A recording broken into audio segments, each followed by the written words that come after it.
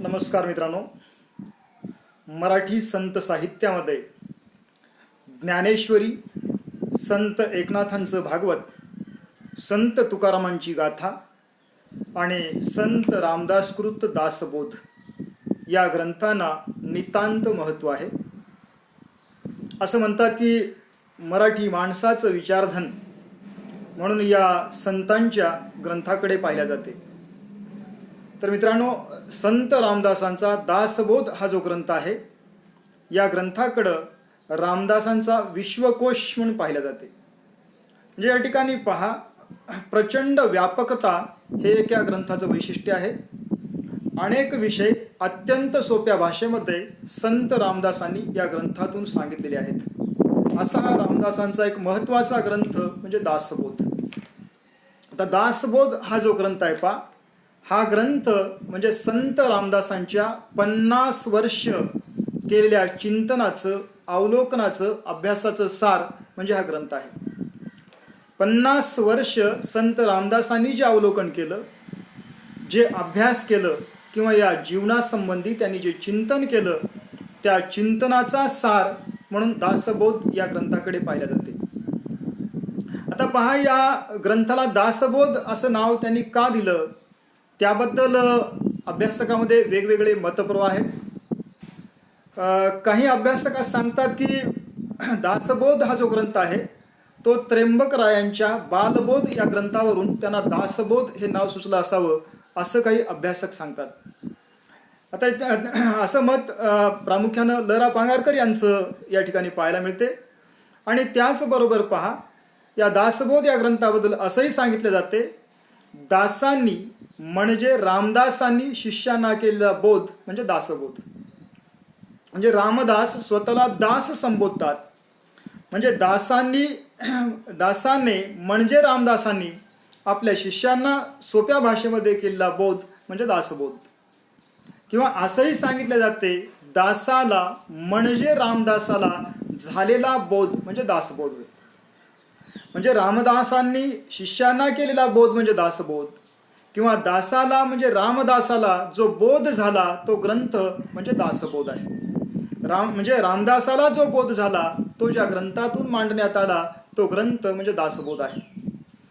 आता पहा मित्रांनो, ह्या दासबोध या ग्रंथाचं स्वरूप जेव्हा आपण पाहतो, दासबोध हा ग्रंथ 20 दशकामध्ये आहे आणि एका दशकामध्ये 10 समास आहेत. म्हणजे असा 200 समासांचा ग्रंथ आहे. म्हणजे या ग्रंथाचं स्वरूप कसं आहे तर 20 दशक आणि 200 समास असा समृद्ध असा ग्रंथ आहे. आणि प्रत्येक समासामध्ये संत रामदासांनी वेगवेगळे विषय मांडलेले आहेत. कुठं मूर्ख लक्षणं आहेत, कुठं उत्तम पुरुष लक्षणं आहेत, कुठं व्यवहारज्ञान आहे. म्हणजे अशा प्रकारचे वेगवेगळे विषय संत रामदासांनी या ठिकाणी मांडलेले आहेत. म्हणजे जीवनातील वेगवेगळ्या गोष्टींचं तपशीलवार वर्णन या ग्रंथामध्ये आलेलं आहे. म्हणून या ग्रंथाला 20 दशकी आणि 200 समासी असंही म्हणतात. आणि या ग्रंथातून संत रामदासांच्या समग्र व्यक्तिमत्वाचं प्रातिनिधिक असं दर्शन घडते. म्हणून रामदासांच्या व्यक्तिमत्वाचं प्रातिनिधिक दर्शन घडवणारा ग्रंथ किंवा एक विचार ग्रंथ म्हणून या ग्रंथाकडे पाहिला जाते. हा ग्रंथ पूर्णतः वैचारिक स्वरूपाचा आहे, कारण जीवनातील प्रत्येक गोष्टीबद्दलचे विचार या ग्रंथामध्ये आपल्याला पाहायला मिळतात. आणि हा जो दासबोध हा ग्रंथ आहे, हा ग्रंथ मुळामध्ये संवादरूप असा ग्रंथ आहे. आणि जो संवाद आहे तो गुरु शिष्यामधला संवाद आहे. तुम्ही मध्ययुगीन मराठी वाङ्मयाच्या इतिहासातले अनेक ग्रंथ जेव्हा पाहता, त्यातले बहुतांश ग्रंथ हे संवादरूप आहेत. ज्ञानेश्वरी हा ग्रंथ संवादरूप आहे. म्हणजे श्रीकृष्ण आणि अर्जुन याच्यातला संवाद म्हणजे ज्ञानेश्वरी आहे. उद्धव गीता हा ग्रंथ म्हणजे श्रीकृष्ण आणि उद्धव यांच्यातला संवाद आहे. किंवा याशिवाय इतर जे काही ग्रंथ आहेत त्या ग्रंथामध्ये कुणाचा ना कुणाचा संवाद आपल्याला पाहायला मिळतो. आणि हाही ग्रंथ संवादरूप असा आहे. या ग्रंथामध्ये संत रामदास आणि त्यांचे मुख्य शिष्य कल्याण स्वामी यांच्यातला चाललेला संवाद म्हणजे हा ग्रंथ आहे. म्हणजे कल्याण स्वामी विचारतात, संत रामदास सांगतात आणि कल्याण स्वामी लिहून घेतात. म्हणजे अशा प्रकारचा हा ग्रंथ आहे. आता पहा, या ग्रंथाबद्दल असंही सांगितलं जाते की महाड जवळील म्हणजे शिवथरच्या जी घळी आहे त्या घळीमध्ये संत रामदास आणि कल्याण स्वामी दोघांनी बसून म्हणजे जी चर्चा केली ती चर्चा म्हणजे हा ग्रंथ आहे, असंही काही अभ्यासक सांगतात. तर अशा प्रकारे मित्रांनो, दासबोध हा जो संत रामदासांचा ग्रंथ आहे तो ग्रंथ एक वैचारिक ग्रंथ आहे. ह्या ग्रंथामध्ये एकूण 20 दशक आहेत आणि 200 समास आहेत. आणि हा ग्रंथ म्हणजे रामदासांच्या 50 वर्षाच्या चिंतनाचा सार आहे किंवा रामदासांच्या व्यक्तिमत्वाचं प्रातिनिधिक दर्शन घडवणारा असा ग्रंथ म्हणजे हा दासबोध आहे. आता पहा, या ग्रंथामध्ये संत रामदास म्हणजे ग्रंथासंबंधी आपली भूमिका प्रकट करतात. म्हणजे ग्रंथाकडे पाहण्याचा संत रामदासांचा काय दृष्टिकोन आहे तो दृष्टिकोन या ग्रंथातून पाहायला मिळतो. असं फार कमी ग्रंथामध्ये आपल्याला पाहायला मिळते की या ग्रंथामध्ये संत रामदास ग्रंथाचं प्रयोजन काय किंवा या जीवनामध्ये ग्रंथाचं महत्त्व काय आहे किंवा ग्रंथांचं प्रयोजन काय आहे ते संत रामदास अगदी स्पष्टपणे या ठिकाणी सांगतात. म्हणजे ग्रंथासंबंधी आपली भूमिका प्रकट करत असताना संत रामदास या ग्रंथामध्ये म्हणतात, पहा, जेणे धारिष्ट चढे, जेणे परोपकार घडे, जेणे विषय वासना मोडे, त्या नाव ग्रंथ. आता पहा, संत रामदास या ठिकाणी सांगतात ग्रंथ कशाला म्हणावं. म्हणजे जे ग्रंथ वाचल्यामुळं लोकांचं धैर्य वाढते किंवा लोकांचं मनोबल वाढते त्याला ते ग्रंथ असं म्हणतात. किंवा जेणे परोपकार घडे, म्हणजे ज्या ग्रंथातून लोकांचं मनोबल उंचावते किंवा लोकांच्या मनामध्ये सद्विचाराची रुजवणूक होते आणि त्यातून परोपकार घडतो. आणि जेणे विषय वासना मोडे, म्हणजे लोकांच्या मनातील वासना, विकृती, विकार ह्या गोष्टी ज्या ग्रंथामुळे संपतात त्याच ग्रंथाला रामदास ग्रंथ संबोधतात. म्हणजे ग्रंथांचं प्रयोजन काय, ग्रंथांची भूमिका काय, ग्रंथाचं महत्त्व काय, हे या ठिकाणी संत रामदास या आपल्या दासबोध या ग्रंथामध्ये सांगतात. किंवा ते पुढे म्हणतात, पहा, जेणे होय उपरती अवगुण पालटती, जेणे चुके अधोगती, त्या नाव ग्रंथ. म्हणजे ज्या ग्रंथामुळं माणसाला पश्चाताप होतो. ग्रंथ वाचल्यानंतर माणसांना आपल्या चुकांची जाणीव झाली पाहिजे. पश्चाताप केव्हा होतो, जेव्हा तुमच्या दोषांची जाणीव तुम्हाला होते.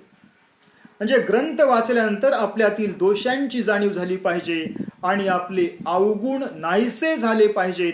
म्हणजे अवगुण पालटती, जेणे चुके अधोगती, म्हणजे आपली अधोगती थांबली पाहिजे, तरच ते ग्रंथ उपयोगाचे आहेत. म्हणून रामदास म्हणतात त्या नाव ग्रंथ.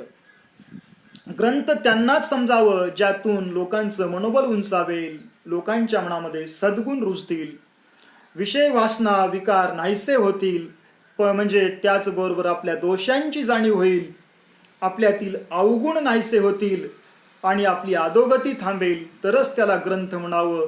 एरवी कर्मणूक म्हणून लिहिणारे ग्रंथ हे ग्रंथ नव्हेत, अशी रामदासांची स्पष्ट भूमिका आहे. म्हणून या भूमिकेतून संत रामदासांनी दासबोध या ग्रंथाचं लेखन केलेलं आहे. म्हणून दासबोधामध्ये मानवी जीवनातील विविध विषय संत रामदासांनी अत्यंत सुंदर पद्धतीने या ठिकाणी मांडलेले आहेत. तर आता पहा, या ग्रंथाचे नेमकं विशेष काय आहेत, दासबोध या ग्रंथाचे काय विशेष आहेत किंवा कोणकोणते विषय आलेले आहेत त्याचा प्रातिनिधिक आपण या ठिकाणी विचार करणार आहोत. आता दासबोध या ग्रंथामध्ये सुरुवातीला संत रामदास आपल्या ग्रंथ लेखनाचं प्रयोजन सांगतात. म्हणजे आपण दासबोध का लिहितो, ह्या दासबोधाचं नेमकं स्वरूप काय, ते स्वरूप या ठिकाणी संत रामदास सांगतात. पहा, ते म्हणतात की पहिले ते हरिकथा निरूपण. म्हणजे या ग्रंथाचं प्रयोजन काय, सुरुवातीला म्हणजे पहिलं प्राधान्य आहे की ते हरिकथा निरूपण, दुसरे ते राजकारण, तिसरे ते सावधपण सर्वाविषयी.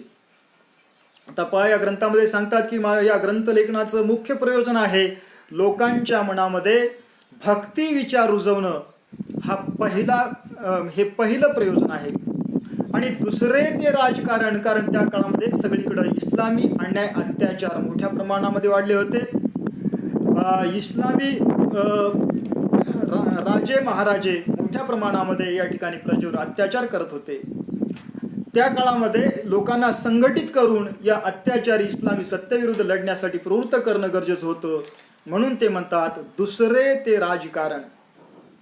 आणि ते पुढे सांगतात तिसरे ते सावधपण सर्वाविषयी, म्हणजे सर्वांना जागवणं हे या ग्रंथाचं प्रयोजन आहे, असं संत रामदास या ठिकाणी सांगतात.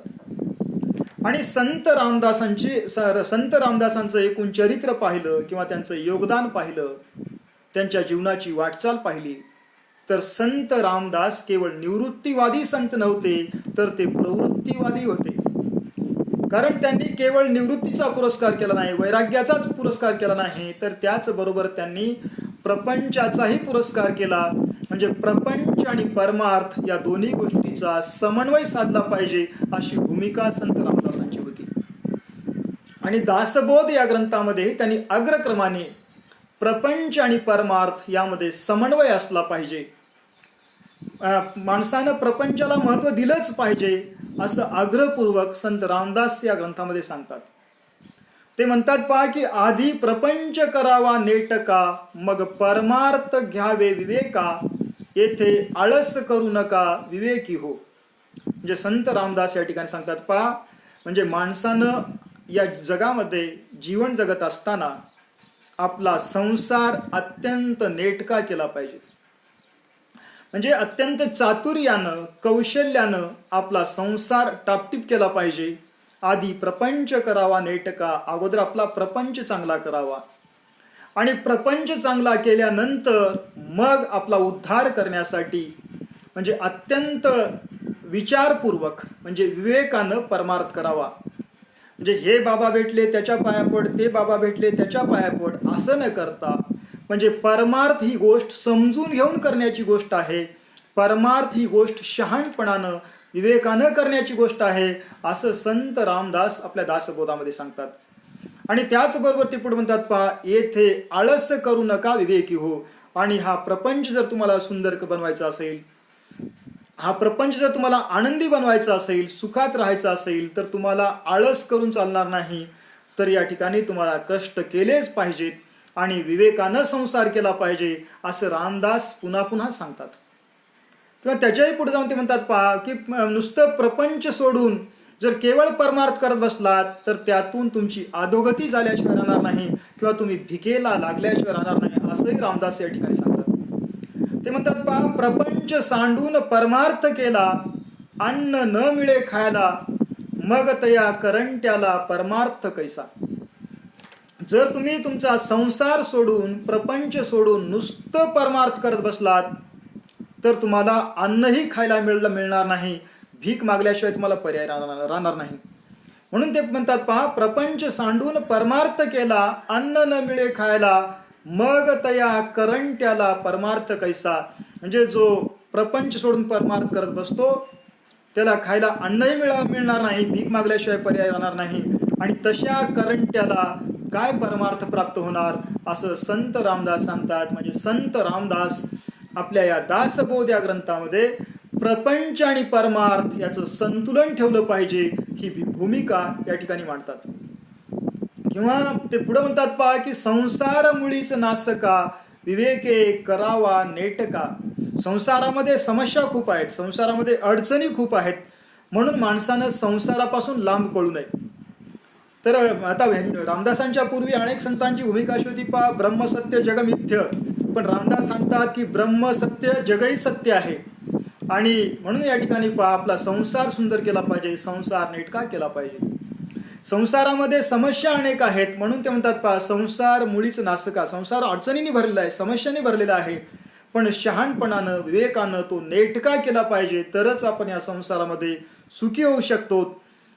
म्हणजे अगोदर संसार चांगला करावा आणि त्याच्यानंतर विचारपूर्वक विवेकपूर्वक जाणीवपूर्वक शहाणपणानं परमार्थ करावा, असं संत रामदास या ठिकाणी सांगतात. आणि त्याचबरोबर पहा, संत रामदासांनी आपल्या ग्रंथातून आळस व निष्क्रियतेचा धिक्कार केलेला आहे. म्हणजे तुमचा प्रपंच चांगला करायचा असेल, तुमचा संसार सुंदर बनवायचा असेल, तुमच्या संसारामध्ये ऐश्वर्य सुबत्ता आणायची असेल, तर तुम्ही आळसी राहून चालत नाही. म्हणून संसार चांगला करायचा असेल, हे जीवन सुखी आणि समृद्ध बनवायचं असेल, तर तुम्हाला आळस झटकून टाकलं पाहिजे, म्हणजे आळस धिक्कारलं पाहिजे आणि निष्क्रियता सोडली पाहिजे, असं संत रामदास सांगतात. ते दासबोध या ग्रंथामध्ये म्हणतात पहा, आळस उदास नागवणा, आळस प्रयत्न बुडवणा, आळसे करंटेपणाच्या खुणा प्रगट होती. आता पहा आळसानं काय काय होते ते संत रामदास सांगतात. आळस उदास नागवणा, आळस हा माणसाला म्हणजे उदासीनतेकडे घेऊन जातो, वैफल्याकडे घेऊन जातो. आळसी माणूस हळूहळू नैराश्यामध्ये जातो. आणि आळस प्रयत्न बुडवणा, आणि ज्या माणसामध्ये आळस वाढते तो माणूस कधीही प्रयत्न करू शकत नाही. म्हणजे माणसाच्या मनातील इच्छाशक्तीच आळस मारत असतो. आणि आळसे करंटेपणाच्या खुणा, आळसानं माणूस हा करंटा बन जातो, दुर्दैवी बन जातो. आणि पुढं प्रगट होती, म्हणजे आळसानं माणूस हा भिकेला लागतो, असं संत रामदास सांगतात. म्हणून समाजामध्ये जे चांगले लोक असतात ते सतत क्रियाशील असतात, आणि जे आळशी लोक असतात ते मात्र काहीच न करता हळूहळू नैराश्यामध्ये जातात. त्याबद्दल संत रामदास दासबोधामध्ये म्हणतात पहा, जाणता तो कार्य करी, नेणता काहीच न करी. म्हणजे समाजामध्ये जे शहाणे माणसं असतात, चतुर माणसं असतात, ते सतत उद्योगामध्ये असतात. असं म्हणतात पहा, उद्योग ज्याचे घरी रिद्धी सिद्धी त्याचे घरी, असं म्हणतात. म्हणजे ज्याच्या घरी उद्योग आहे त्याच्या घरी सुबत्ता असते, आणि ज्याच्या घरी उद्योग नाही त्याच्या घरी मात्र दारिद्र्य असते. म्हणून संत रामदास म्हणतात, जाणता तो कार्य करी. म्हणजे जो जाणता माणूस असतो, शहाणा माणूस असतो, तो कोणत्या कामामध्ये स्वतःला गुंतवून घेतो. आणि नेणता म्हणजे मूर्ख माणूस, तो मात्र काहीच करत नाही, तो आळशी असतो. पुढे ते म्हणतात पहा, जाणता तो पोट भरी, नेणता भीक मागे. म्हणजे जाणता माणूस हा म्हणजे स्वतःचं पोट चांगल्या पद्धतीनं भरतो. म्हणजे जाणता माणूस सतत कष्ट करून उद्योग करून आपलं पोट भरतो, स्वावलंबी असतो. आणि नेणता माणूस, मूर्ख माणूस, आळशी माणूस हा परावलंबी असतो, म्हणजे समाजामध्ये भीक मागल्याशिवाय दुसरं काही करत नाही. आणि असे जे आळशी माणसं आहेत ते समाजासाठी अत्यंत घातक असतात. म्हणजे ते परावलंबी असतात, घातक असतात. म्हणून संत तुकारामांचा एक अभंग आहे पहा, ते असं म्हणतात की, भिक्षापात्र अवलंबीने जळो जिणे लाजीरवाणे. जे माणसं भिक्षा मागतात त्यांचं जीवन जळो, असं संत तुकाराम सांगतात. किंवा ऐसियास उपेक्षी जे नारायणी, असं ते म्हणतात. आणि तोच भाव संत रामदासांच्या दासबोध या ग्रंथातून प्रकटलेला आहे. आणि त्याचबरोबर पहा, संत रामदासांनी आपल्या दासबोध या ग्रंथामध्ये समाजामध्ये नीती मूल्यांची रुजवणूक करण्याचा प्रयत्न करतात. म्हणजे सद्गुण संवर्धनाचा संदेश देतात. म्हणजे समाजातील प्रत्येक माणसाने जाणीवपूर्वक सद्गुणाचा अंगीकार केला पाहिजे, सद्गुण आपल्यामध्ये रुजवले पाहिजेत, आणि सद्गुण आपल्या कृतीमध्ये आणले पाहिजेत, अशी रामदासांची भूमिका आहे. म्हणून रामदास आपल्या दासबोध या ग्रंथामध्ये म्हणतात पहा, अवगुण सांडिता जाती, उत्तम गुण अभ्यासिता येती, कुविद्या सांडून शिकती शहाणे विद्या. तर आता पहा, संत रामदास या ठिकाणी सांगतात, अवगुण सोडिता जाती. म्हणजे आपल्यातले जे अवगुण आहेत ते अवगुण जर आपण बाहेर टाकत गेलो तर ते अवगुण जातात. म्हणजे अवगुणांना पकडून ठेवण्यापेक्षा अवगुण हे सोडले पाहिजेत. म्हणजे आपण सोडत गेलो तर आपल्यातले अवगुण हळूहळू कमी होतात, आणि उत्तम गुण अभ्यासिता येते. म्हणजे जाणीवपूर्वक, प्रयत्नपूर्वक, अभ्यास म्हणजे प्रयत्न, म्हणजे प्रयत्नपूर्वक उत्तम गुण जर तुम्ही अंगीकारलात तर ते उत्तम गुण हळूहळू तुमच्यामध्ये रुजतात. आणि कुविद्या सांडून शिकती शहाणे विद्या. जे शहाणे लोक असतात त्या वाईट गोष्टी सोडतात आणि चांगल्या गोष्टी जाणीवपूर्वक शिकतात. म्हणून माणसानं सद्गुणाचं संवर्धन केलं पाहिजे, सद्गुणाची जोपासना केलं पाहिजे, सद्गुणाचा अंगीकार केलं पाहिजे. म्हणजे मूल्य निष्ठेची कास माणसाने धरली पाहिजे, असं संत रामदास या ठिकाणी सांगतात. किंवा ते पुढे म्हणतात पहा की, अंतरकळा शृंगारावी, नाना परी उमजावी. म्हणजे आपलं बहिरंग जसं सुंदर आपण बनवतो, म्हणजे वेगवेगळ्या प्रकारचे सौंदर्य प्रसाधन वापरून, आभूषण वापरून आपलं बहिरंग आपण उठावदार बनवण्याचा प्रयत्न करतो. किंवा म्हणजे आता काही लोकांना निसर्गतः सौंदर्य असते, काही लोक वेगवेगळे आभूषण वापरून आपलं सौंदर्य वाढवतात. पण रामदास या ठिकाणी सांगतात की, जसं बहिरंग सुंदर आपण बनवण्याचा प्रयत्न करतो तसं अंतरंगही आपण सुंदर बनवण्याचा प्रयत्न केला पाहिजे. म्हणून ते म्हणतात पहा, अंतरकळा शृंगारावी. म्हणजे आपलं आतलं जे हृदय आहे, आपलं अंतरंग जे आहे, अंतरंग म्हणजे शृंगारलं पाहिजे, म्हणजे सुंदर बनवलं पाहिजे. आता पहा मित्रांनो, अंतरंग सुंदर केव्हा बनते? जेव्हा तुम्ही अंतरंगामध्ये सद्गुणांचा संचय करता, तेव्हा तुमचं अंतरंग हे सुंदर बनत असते. म्हणून रामदास म्हणतात, अंतरकळा शृंगारावी नाना परी उमजावी. म्हणजे अशा प्रकारच्या वेगवेगळ्या गोष्टी आपल्यामध्ये रुजवल्या पाहिजेत. किंवा ते पुढे सांगतात पहा, उत्तम गुणे शृंगारला ज्ञान वैराग्य शोभला तोची एक जाणावा भला भूमंडळी. ह्या जगामध्ये किंवा या पृथ्वी तलावरचा चांगला माणूस कोण, भला माणूस कोण, त्याची व्याख्या करताना संत रामदास सांगतात पहा, उत्तम गुणे शृंगारला. म्हणजे ज्याच्यामध्ये अनेक प्रकारचे उत्तम गुण आहेत, म्हणजे उत्तम गुणांनी जो सजलेला आहे, ज्याचं अंतकरण किंवा ज्याचं अंतरंग अनेक सद्गुणांनी सजलेलं आहे. ज्ञान वैराग्य शोभला, ज्याच्याकडं ज्ञानाचा ठेवा आहे, ज्याच्याकडं वैराग्य आहे, ज्ञान आणि वैराग्यानं जो शोभून दिसतो, आणि तोची एक जाणावा भला. या जगामध्ये भला माणूस कुणाला म्हणावं, उत्तम माणूस कुणाला म्हणावं?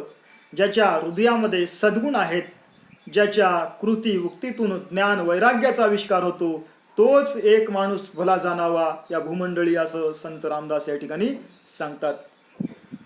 आता यानंतर पहा, संत रामदासांच्या या दासबोधामध्ये काही मूल्यांची मांडणी झाल्याचं आपल्याला पाहायला मिळते. आता हे मूल्य कोणते आहेत? तर आपण जे पाहतो पहा, शांती, दया, क्षमा, सद्बुद्धी. आता मूल्य म्हणजे काय? मानवी जीवनाच्या उत्कर्षासाठी ज्या विचारांची मांडणी केली जाते ते म्हणजे मूल्य. म्हणजे ज्यातून मानवी जीवनातील म्हणजे उत्कर्षाचा विचार केला जातो, मानवाच्या सुखाचा, उन्नतीचा विचार केला जातो, मानवतेच्या संवर्धनासाठी ज्या विचाराची मांडणी केली जाते त्यांना म्हणतात मानवी मूल्य. तर त्या ठिकाणी पहा, संत रामदास आपल्या दासबोध या ग्रंथामध्ये मूल्य विचाराची मांडणी करतात. आणि संत रामदासांनी मांडलेले जे मूल्य आहेत, हे मूल्य शाश्वत स्वरूपाचे आहेत. ते मानवतेच्या उत्कर्षासाठी कालही उपयुक्त होते, आजही उपयुक्त आहेत आणि उद्याही तितकेच उपयुक्त राहणार आहेत. आता संत रामदास आपल्या दासबोध या ग्रंथामध्ये म्हणतात पहा, सकळासी नम्र बोलणे, मनोगत राखोन चालणे, अखंड कोणी एका चावणे, पडोची नेदी. म्हणजे पहा, माणसानं कसं या जीवनाची वाटचाल कशी केलं पाहिजे? तर या समाजामध्ये वावरत असताना, या जगामध्ये वावरत असताना प्रत्येकासोबत माणसानं नम्र बोललं पाहिजे. म्हणजे संत तुकाराम एका अभंगामध्ये म्हणतात पहा, नम्र झाला सर्वभूता तेने कोंडिले अनंता. किंवा ते म्हणतात की लहानपण देगा देवा मुंगी साखरेचा रवा. आणि या ठिकाणी संत रामदास म्हणतात पहा, सकळासी नम्र बोलणे. म्हणजे सगळ्यांना नम्र बोललं पाहिजे, मनोगत राखून चालणे, म्हणजे समोरच्या माणसाची मर्जी सांभाळली पाहिजे. अखंड कोणी एका चावणे, पडोची नेते. म्हणजे या ठिकाणी कुणाच्या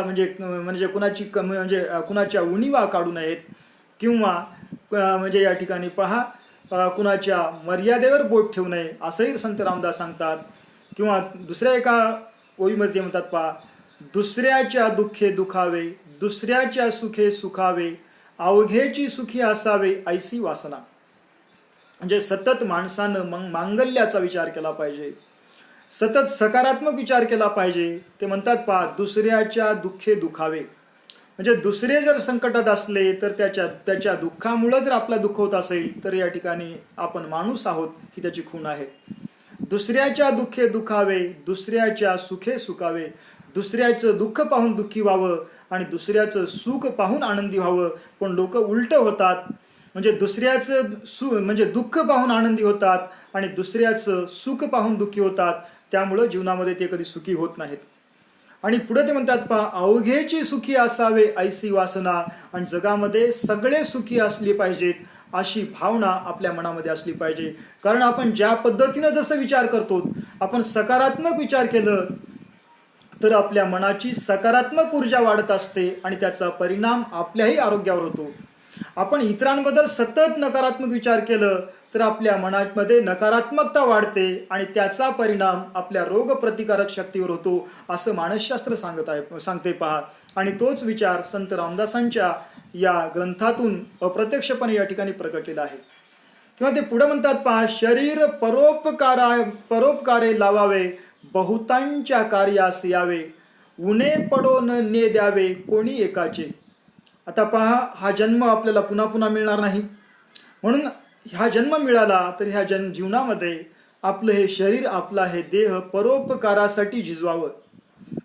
म्हणजे परोपकारासाठी देह झिजवावं. म्हणतात पहा, जगाच्या कल्याणा संताच्या विभूती देह कष्टविती परोपकारे.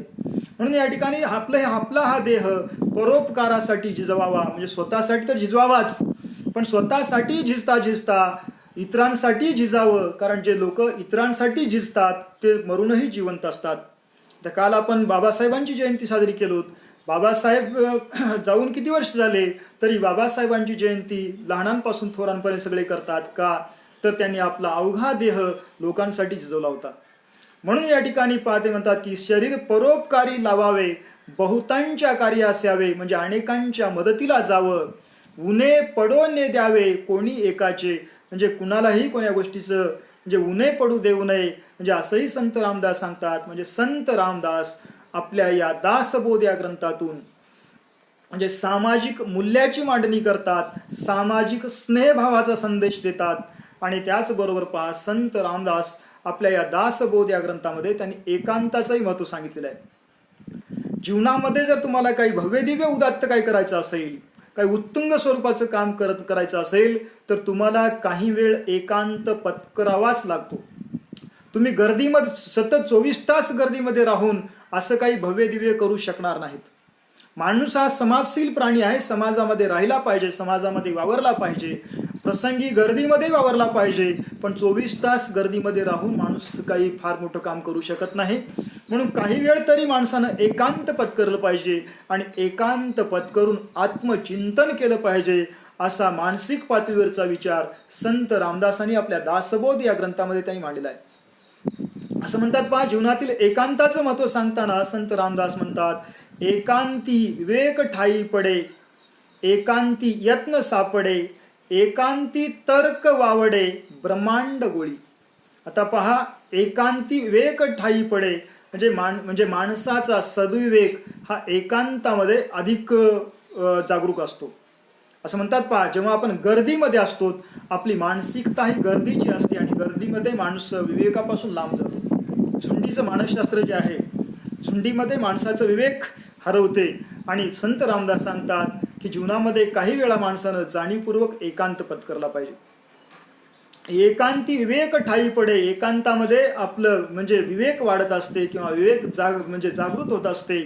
एकांती यत्न सापडे आणि एकांतामध्ये अनेक नवनवीन गोष्टी आपल्याला सुचतात.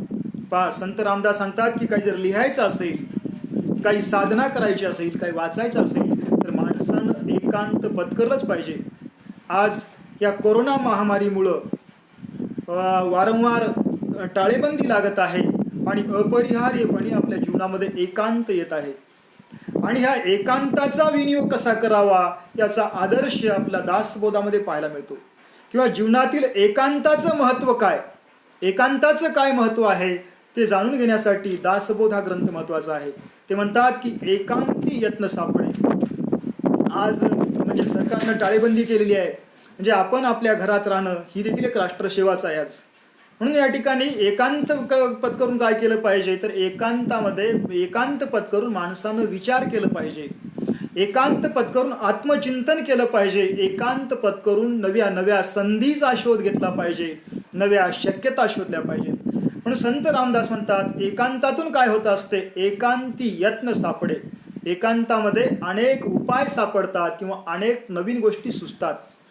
एकांती तर्क वावडे ब्रह्मांड गोळी. एकांतामध्ये आपल्या तर्क शक्तीचा विकास होतो. आणि अशा प्रमाणे पुढे ते म्हणतात पहा, अखंड एकांत सेवावा, अभ्यास करीतची जावा, काळ सार्थकची ला करावा जनासहित. म्हणजे माणसानं जसं शक्य आहे, जशी संधी मिळाली तसा त्यांनी एकांत पत्करला पाहिजे. सतत एकांत परवडणारी गोष्ट नाही, पण जशी संधी मिळाली तसं एकांत पत्करला पाहिजे.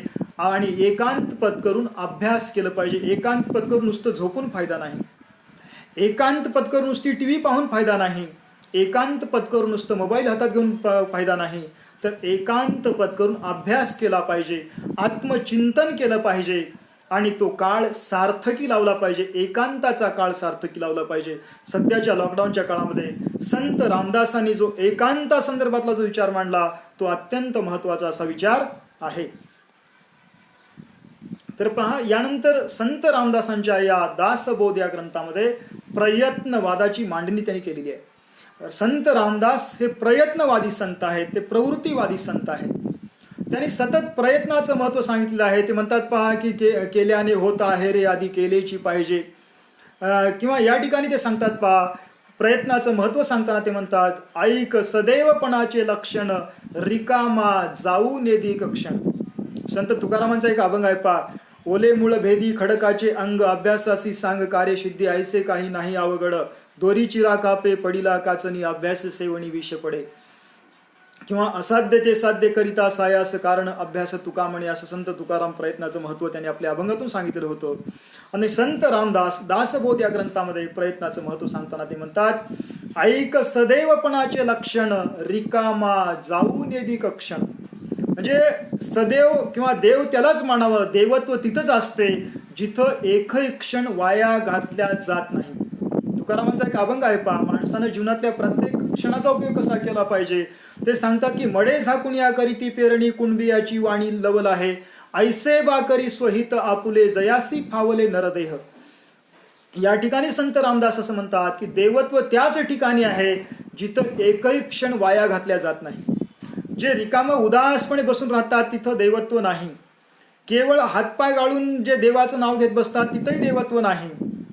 किंवा मंदिरामध्ये डोळे झाकून बसणं म्हणजे देवत्व नाही. देवत्व म्हणजे काय, जिथं उद्योग आहे, जिथं म्हणजे एकही क्षण वाया घातलं जात नाही तिथंच देवत्व असते. म्हणून ते म्हणतात पहा, ऐक सदैवपणाचे लक्षण. सदैव देव देव म्हणजे कोण, रिकामा जाऊ नेदिक क्षण.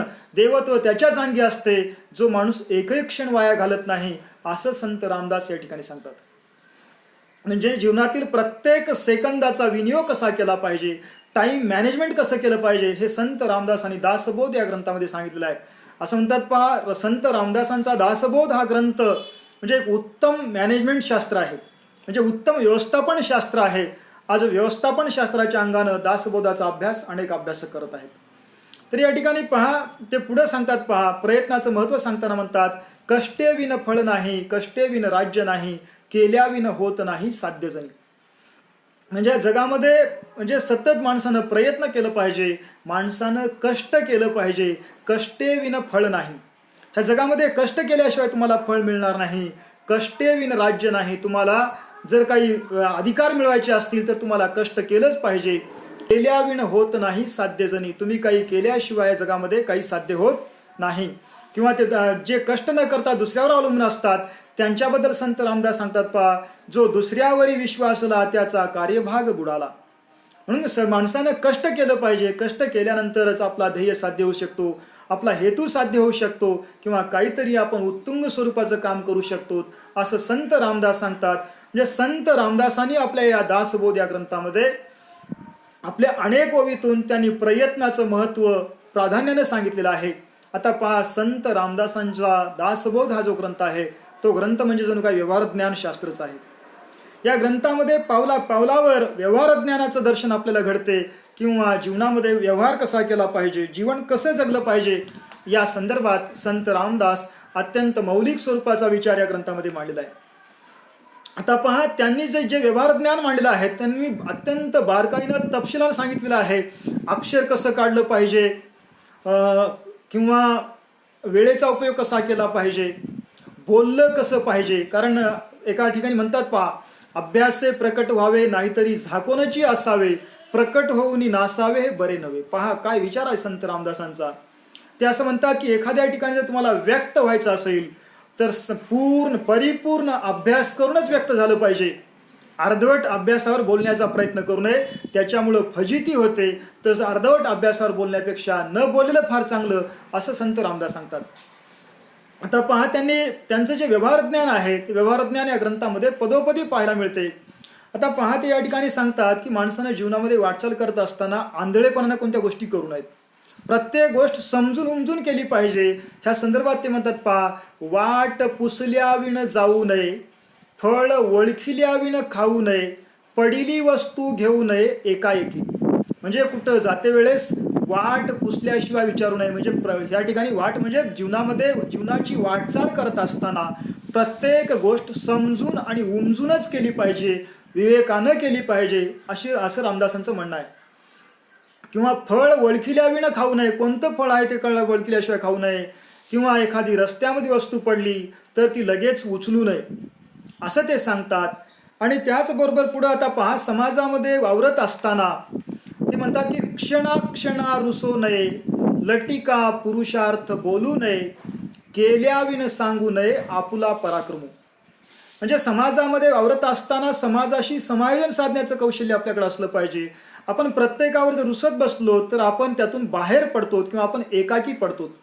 म्हणून ते म्हणतात क्षणा रुसू नये, लटिका पुरुषार्थ बोलू नये, स्वतःबद्दल खोटं काही बोलू नये किंवा खोटा बडेजावपणा मिरवू नये, आणि केल्याविण सांगू नये आपला पराक्रम. आपण करून दाखवावं, बोलण्यापेक्षा करून दाखवावं, केल्याशिवाय पराक्रम सांगत बसू नये. किंवा पुढे ते सांगतात पहा, बहुत चिंता करू नये, निसुगपणे राहू नये, परस्त्री ते पाहू नये पापदृष्टी. म्हणजे सतत भविष्याची चिंता करत बसू नये, कारण जे घडणार आहे ते घडतच असते. म्हणून सतत भविष्याची चिंता करू नये आणि बेफिकीरही राहू नये. आणि त्याचबरोबर ते पुढे सांगतात पहा, परस्त्रीकडं वाईट नजरेनं पाहू नये, असंही संत रामदास सांगतात. किंवा ते पुढे म्हणतात पहा, शोचेविना असू नये, मलिन वस्त्र नेसू नये. म्हणजे सतत आपलं सगळ्या गोष्टी म्हणजे स्वच्छतेच्या केल्या पाहिजेत, आणि मळके कपडे म्हणजे नेसू नयेत, आणि जाणारास पुसू नये, कोठे जातोस म्हणून. म्हणजे या ठिकाणी पहा, म्हणजे मळके कपडे लेऊ नयेत, आणि कोणी जर गावाला जात असेल, कुठं जात असेल, त्याला विनाकारण गरज नसताना तू कुठं चाललास, का चाललास, अशा प्रकारची चौकशी करू नये. किंवा पुढे ते म्हणतात पहा, धूम्रपान घेऊ नये, उन्मत द्रव्य सेवू नये, बहुच काशी करू नये मैत्री कदा. म्हणजे सतत म्हणजे धूम्रपान करू नये किंवा उन्मत द्रव्य म्हणजे मादक द्रव्य सेवन करू नयेत. म्हणजे तंबाखू, विडी, गुटखा सेवन करू नये, किंवा मादक द्रव्य म्हणजे दारू वगैरे सेवन करू नये. आणि त्याचबरोबर चारित्र्यहीन जे लोक आहेत त्यांच्याशी संपर्क टाळावा किंवा त्यांची मैत्री टाळावी, असं ते सांगतात. किंवा ते पुढे म्हणतात पहा की म्हणजे कर्मेविन राहू नये, नीच उत्तर साहू नये. आणि पुढे ते सांगतात, असुदे अन्न सेवू नये वडिलाचेही. सतत माणसानं काम केल्याशिवाय राहू नये, कुणाचं विनाकारण बोलणं ऐकून घेऊ नये. आणि त्याच पुढे ते सांगतात पहा, उष्ट अन्न खाऊ नये, आईवडिलांचं देखील उष्ट खाऊ नये, असं संत रामदास सांगतात. आज जे आपण कोरोनाच्या पार्श्वभूमीवर म्हणतो पहा, कुणाचा म्हणजे स्पर्श केलेलं अन्न खाऊ नये वगैरे, तर या ठिकाणी ते म्हणतात पहा की आईवडिलांचं देखील उष्ट खाऊ नये, असं संत रामदास सांगतात. कारण उष्ट्या अन्नामुळं अनेक प्रकारचे संसर्गजन्य आजार होतात, असं आजचं विज्ञान सांगते. पण रामदासांनी 17व्या शतकातच ह्या गोष्टी सांगितलेल्या आहेत. आणि त्याचबरोबर ते पुढे म्हणतात पहा, कोणी एकाचा घात करू नये, लटिकी ग्वाही देऊ नये, अप्रमाण वर्तू नये कदा काळी. आणि ते पुढे म्हणतात पहा, कुणाचाही विनाकारण घात करू नये किंवा खोटी साक्ष कधी आयुष्यामध्ये देऊ नये. आणि त्यानंतर अप्रमाण म्हणजे खोटं वर्तन करू नये आणि कदा काळी. आणि पुढे ते म्हणतात पहा की मूर्खाशी संबंध पडू नये, अंधारी हात घालू नये, मूर्खासोबत संबंध ठेवू नये, अंधारामध्ये म्हणजे आंधळेपणानं कुठली कृती करू नये, दुश्चित विसरू नये, वस्तू आपली आणि आपल्या वस्तू विसरू नये किंवा विसरबोळेपणा आपल्या अंगी नसावा. म्हणजे अशा प्रकारे पहा, संत रामदासांनी जे व्यवहार ज्ञान सांगितलं आहे ते 17व्या शतकात जरी त्यांनी सांगितलं असेल, आजच्या माणसाला पावला पावलावर उपयोगी ठरणारे आहेत किंवा उद्याच्याही माणसाला ते उपयोगी ठरणार असं त्यांचं व्यवहार ज्ञान आहे. तर यानंतर पहा, संत रामदास हे एक उत्तम राजनीतिकार होते. कारण त्यांनी 12 वर्ष भारत भ्रमण केलेलं होतं. या देशातली सगळी राजसत्ता, समाजव्यवस्था त्यांनी जवळून पाहिली होती. म्हणून त्यांनी आपल्या दासबोध या ग्रंथामध्ये राजनीतीची मांडणी करतात. आता राजनीती काय सांगतात पहा, समाजामध्ये म्हणजे राजकारण कसं केलं पाहिजे, आपली भूमिका कशी असली पाहिजे. ते म्हणतात पहा, नष्टासी नष्ट योजावे, वाचाळासी वाचाळा नावे. जे दुष्ट प्रवृत्तीचे लोक आहेत त्यांच्यासोबत आपण दुष्टच वागलं पाहिजे, त्यांच्यासोबत चांगलं वागून उपयोग नाही. तुकारामांचा एक अभंग आहे पहा, देवाऱ्यावरी विंचवाला देवपूजा नावडे त्याला, ते पैजराचे काम अदमासी अदम, रुसला गुलाम त्याला धनी करीतो सलाम. जे अभंगामध्ये संत तुकाराम सांगतात, जशास तसं वर्तन केलं पाहिजे. आणि संत रामदास या ठिकाणी सांगतात, नष्टासी नष्ट योजावे, म्हणजे जे दुष्ट वृत्तीचे लोक आहेत त्यांच्यासोबत आपण दुष्टच वागलं पाहिजे, कुटील लोकांसोबत कुटीलच वागलं पाहिजे, ठकासी महाठकच झालं पाहिजे, आणि वाचाळासी वाचाळ आणावे, जे फटकळ लोक आहेत त्यांच्यासोबत आपणही फटकळच वागलं पाहिजे. आणि ते पुढं सांगतात पहा, काटीने काठी झाडावी, झाडावी ते कळोन द्यावी, म्हणजे जसा माणूस भेटला तशाच्या सोबत तशाच पद्धतीचं वर्तन असावं, पण आपलं वर्तन कळू देऊ नये, असं संत रामदास सांगतात. किंवा राजकारण कसं केलं पाहिजे ह्या संदर्भातही रामदासांचा विचार अत्यंत मौलिक स्वरूपाचा आहे. ते म्हणतात की राजकारण बहुत करावे परंतु कळोची ने द्यावे, जे राजकारण माणसानं खूप करावं, पण आपलं राजकारण आपल्या प्रतिस्पर्ध्याला कळू देऊ नये. आपलं राजकारण जर आपल्या राजकारणातील डाव जर प्रतिस्पर्ध्याला कळाले तर त्याला राजकारण म्हणत नाहीत, असं संत रामदास सांगतात. किंवा ते पुढं सांगतात पहा, परपिढीवरी नसावे अंतकरण, राजकारण करते वेळेस दुसऱ्यांना उठवण्यासाठी राजकारण करू नये, कुणाला निष्पाप लोकांना उद्ध्वस्त करण्यासाठी राजकारण करू नये, असंही राजकारणासंदर्भातला दंडक संत रामदास आपल्या दासबोध या ग्रंथामध्ये सांगतात. आता पहा मित्रांनो, दासबोध या भाषिक विशेष काय, एक साहित्यकृती म्हणून, एक ग्रंथ म्हणून या ग्रंथाचे विशेष काय, किंवा या ग्रंथाचे भाषिक विशेष काय आहेत. तर हा ग्रंथ ओवी छंदामध्ये लिहिलेला असला तरी या ग्रंथाच्या ओवीवर गद्याचा प्रभाव जास्त आहे. या ग्रंथातील ओवी ह्या गद्य सदृश वाटतात.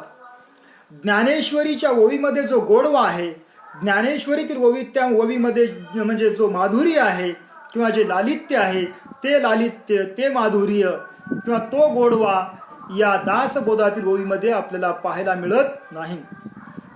पण रामदासांची जी भाषा आहे ग्रंथातली, ती भाषा अत्यंत अस्पष्ट आहे, निसंदिग्ध आहे, गंभीर स्वरूपाची आहे. करारी व कणखर भाषा संत रामदासांनी या ठिकाणी वापरलेली आहे. संत रामदास भाषिक नजाकतीपेक्षा विचार प्रतिपादनास या ग्रंथामध्ये प्राधान्य देतात, महत्त्व देतात. आणि या ग्रंथाची जी भाषा आहे ते सूत्रबद्ध आहे, सकस आहे, उत्कट आहे आणि ओजस्वी अशी भेदक भाषा आहे. पण या ग्रंथामध्ये पुनरुक्ती मात्र मोठ्या प्रमाणामध्ये आढळते आणि पाल्लाळही मोठ्या प्रमाणामध्ये आढळतो. असा म्हणजे असे काही दोषही, भाषिकदृष्ट्या काही दोष या ग्रंथामध्ये आढळतात. तरी मराठी साहित्यातला एक उत्कृष्ट असा वैचारिक ग्रंथ किंवा संत रामदासांचा विचार ग्रंथ किंवा रामदासी परंपरेतला एक विश्वकोश म्हणून या ग्रंथाकडं पाहिल्या जाते, किंवा मराठी माणसाचा विश्वकोश असंही काही अभ्यासक या ग्रंथाचा उल्लेख करतात. तर अशा प्रकारचा दासबोध हा ग्रंथ होता. तर मित्रांनो, आपण या ठिकाणी दासबोध हा ग्रंथ अशा पद्धतीने पाहिला. तर आपण या ठिकाणी थांबू मित्रांनो. धन्यवाद.